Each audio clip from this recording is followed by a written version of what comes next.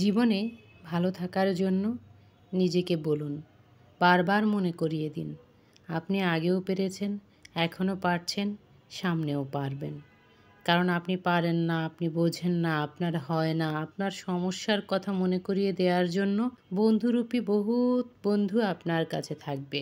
কিন্তু আপনি পারেন, আপনি পারবেন, আপনার হচ্ছে, আপনার হবে, এই জিনিসগুলো বলার জন্য আপনার বন্ধু যদি আপনি না হয়ে উঠতে পারেন, তাহলে আর কেউ হবে না। কোনো কিছুই পার্মানেন্ট নয়। অভাব, দুঃখ, প্রাচুর্য, সুখ, এরা সবাই একে অপরের সঙ্গে জোড়া বেঁধে আসে, আবার সময় মতো চলে যায়। মাঝখান থেকে আপনাকে আমাকে শিখিয়ে দিয়ে যায় কে কাছের কে দূরের, কে ভালো কে মন্দ, কোথায় আপনার অবস্থান পরিবারে, সংসারে, জীবনে। সেই জায়গাগুলো যতদিন নিয়ে আপনি শিখবেন, ততদিন কিন্তু আপনার দক্ষতা বাড়তে থাকবে। আর পরিশ্রম করে যখন আপনি দক্ষ হয়ে উঠবেন, তখনই বুঝতে পারবেন যে এইগুলো আপনার জীবনে সব সময় সমস্যা ছিল না। কিছু ছিল অজ্ঞতা, কিছু ছিল অসচেতনতা, আর কিছু ছিল চোখ বন্ধ করে সবাইকে বিশ্বাস করার প্রবণতা। এই সব মিলিয়ে এরা আপনার আশেপাশে সব সময় ঘুরঘুর করত। যখন আপনি শিখে যাবেন, জেনে যাবেন, বুঝে যাবেন, তখন এই অজ্ঞতা, অসচেতনতা, মূর্খতা, দুর্বলতা কোনো কিছুই আর আপনাকে ঘায়েল করতে পারবে না। কারণ পরিশ্রম করতে করতে আপনি দক্ষ হয়ে উঠেছেন। সবাই বেইমানি করলেও পরিশ্রম কখনো আপনার সঙ্গে বেইমানি করবে না। সে আপনাকে জীবনে এগিয়ে যেতে আরও বেশি মোটিভেশন দিবে। আলহামদুলিল্লাহ। আসসালামু আলাইকুম এভরিওয়ান। আমাদের গল্পগাথা থেকে আমি রুবা সবাইকে ওয়েলকাম করছি আমার আজকের আরও একটি নতুন ব্লগে। আশা করছি দেশে এবং বিদেশে যে যেখান থেকেই দেখছেন ভালো আছেন, সুস্থ আছেন। আলহামদুলিল্লাহ, আমিও ভালোই আছি। সবার দোয়ায়, সবার জন্য আমারও দোয়া রইল। সবাই ভালো থাকুন, সুস্থ থাকুন, আমার পাশে থাকুন। দিক দিয়ে আমি তো ব্লগটা শুরু করেছিলাম লাস্ট ব্লগ যেখানে শেষ করেছি সেখানে। সেই যে আমি বানিয়ে নিয়েছিলাম একটু গাজরের হালুয়া আমার মতো করে। আমি না একটু খেজুরের গুড় দিয়ে হাবিজাবি কিছুমিছু খেতে ভালোবাসি। যেমন চা খাই তা নয়, আমি খেজুরের গুড় দিয়ে যা যা পারি প্রায় সবই খেয়ে নেই। কারণ এই তো একটা সিজন, এ সময় খেতে যে টেস্ট অন্য সময়ে কিন্তু সেটা আর হয় না। দেশে এবং দেশের বাইরে, কাছে এবং দূরে যেখান থেকেই দেখছেন প্লিজ একটি লাইক দিয়ে কন্টিনিউ করুন। আপনার একটি লাইক একটি শেয়ারের কাজ করবে, আর লাইফস্টাইল পছন্দ করে এমন নতুন বন্ধুদের কাছে আমার ভিডিওটিকে পৌঁছে যেতে সাহায্য করবে। আর আপনি যদি আজকে প্রথম আমার চ্যানেল ভিজিট করে থাকেন, তাহলে বলবো লাইক দিয়ে সাবস্ক্রাইব করে বেল বাটনটি অন করে রাখুন। ও বেল বাটন অন করে অল অপশনটাকে ক্লিক করতে ভুলবেন না যেন।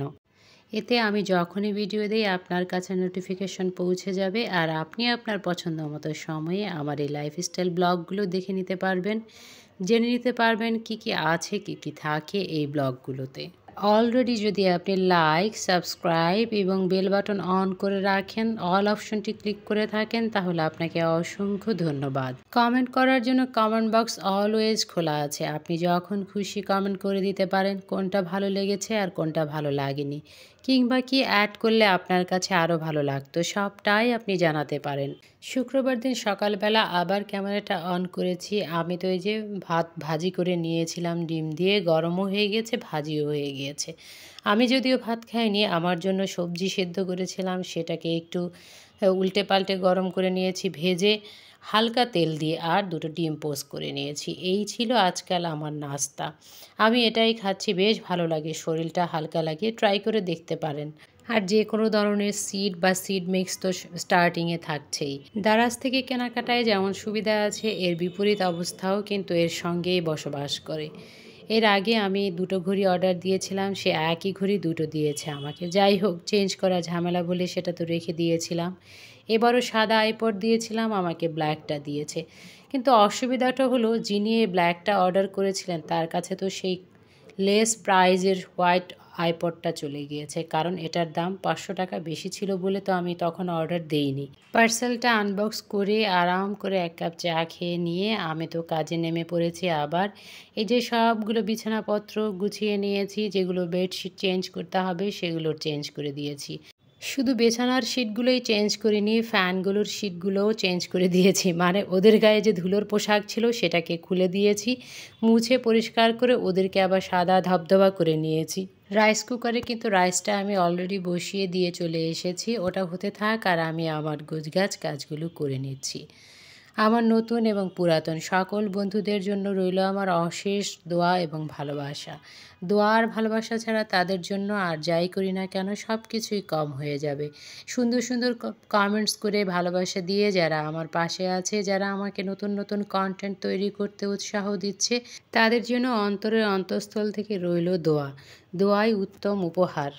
নিঃস্বার্থভাবে এই পৃথিবীতে কিছুই হয় না, সব কিছুর পেছনেই কোনো না কোনো স্বার্থ থাকে। ভালোবাসার জন্য ভালোবাসা তো অবশ্যই আছে, দোয়াটা হলো এক্সট্রা বোনাস। আমার সোনা পাখি, টুনটুনি, ময়না পাখি বন্ধুরা লাইকটা দিয়েছো তো?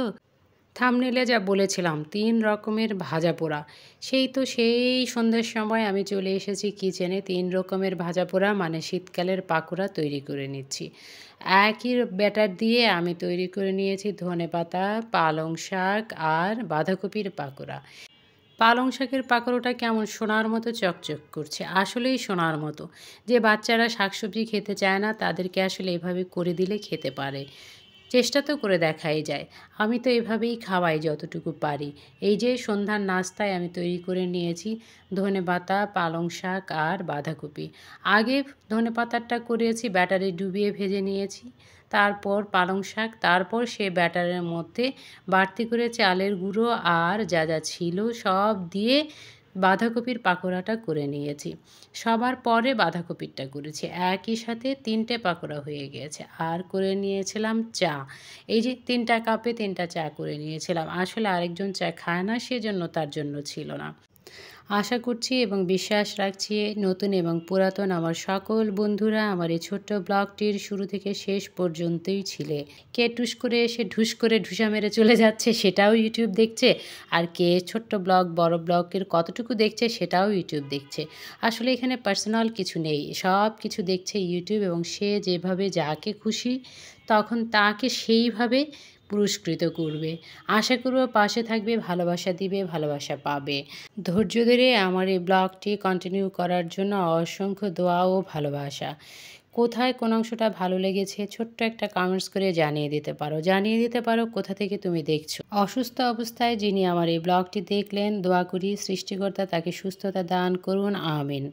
দেখা হবে নতুন কোনো ব্লগে নতুন কোনো দিন। সেই পর্যন্ত ভালো থাকুন, সুস্থ থাকুন, সুখী থাকুন। আসসালামু আলাইকুম, আল্লাহ হাফেজ।